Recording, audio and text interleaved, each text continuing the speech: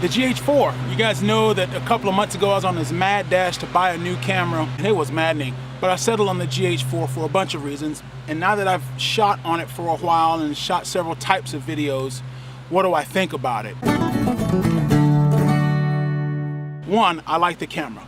Two, if I had infinite amount of money, what kind of camera would I buy? Probably a Blackmagic Ursa Mini Pro. You know, it's like a $25,000 camera that you can buy for like $5,000. Or either that or the Canon C100 or C300. I like the GH5. If I could afford the GH5, I probably would have bought it for one, image stabilization, because I kind of like to do some handheld sorts of things, and when I'm doing B-roll a lot of times. And two, I like no crop on the 4K. This video is as much a rebuttal against 4K than it is. I like the way 4K looks. This is being shot on 1080p. I'm not shooting 1080p. I'm not shooting 4K anymore. I mean, I've talked to guys, I've talked to people. I remember even guys like Panfish over on Panfish's channel. We've talked about this on Twitter and stuff, and 4K is just, the files are so big.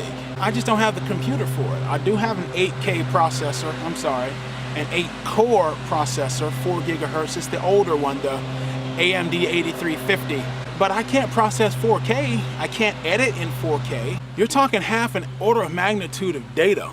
And what you really need is a server. Like, you need to build a rendering server, edit the video, and then send the video off to a separate server that does nothing but render video all day, every day. Uploading the files to YouTube is insane. It's just not worth it for me, you know, and I don't have the funds right now to build a whole new computer. And even if I did, I'd still would probably lean towards 1080p. Now the GH4 shines in 4K. The 1080p is not as good. I can tell a difference. By the time you're watching this, by the time YouTube gets done recompressing it, you won't be able to tell the difference. But so what? I mean, leave the 4K for like the TV studios, man. Outside of that, what do I think about the camera? I like it. It's better than what I had before. The one thing I don't like about this is the skin tones. This thing just does not render skin tones worth a flip. I'm sorry, but it doesn't. You have to do all kinds of tweaks and settings with this. Part of that is all you're working with is an 8-bit color scheme, but Fuji's systems only run 8-bit like the X-T2, and the skin tones look, it looks like magic. Two, I just don't have time for color grading. I can do some color correcting, pushing and pulling here and there, but I'm not a professional colorist. I'm a storyteller. I tell stories about fishing. I tell stories about what it's like to be a fishing tackle shop owner and that's what I do. I don't have time to sit down pushing and pulling little knobs all day. The camera has to handle baking in the colors for me. I have to nail the exposure right here. That's why I went and bought a neutral density filter. That's why I went and got the good Canon FD lenses. It looks like river runs through it. If you look at the color, if you go watch River Runs Through It and you look at those colors, especially if they haven't re-rendered it or anything, that's what this looks like, and that's what I like. That little house on the prairie, river runs through it look. So I don't have to do a lot. The picture profile I found that works best for me is the natural picture profile. Try to remember to put the settings in the description.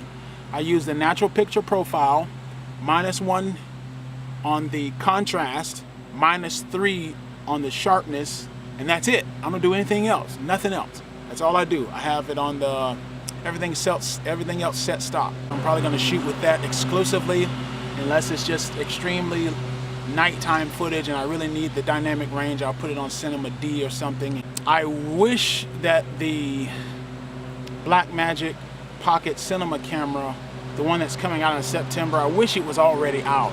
That's what I would have bought instead of this, because that's really the perfect camera for what I'm doing. I love the Micro Four Thirds format. I love that I can bolt all these old lenses to it very simply and easily. I love the look of it. I like the fact that their camera has Pro Audio, so I don't have to have a separate preamp going in. It already has it already there, so I can just use it and you get good Pro Audio right there in the camera. It's more of it's almost like they took a Canon C100, which is like a, what, $5,000–6,000, I forget how much the C100 is, and they crammed it down into about $1,000 camera. and they threw in a $300 package for their software. I got work lined up now. I'm running a business. I got videos I got to get out now.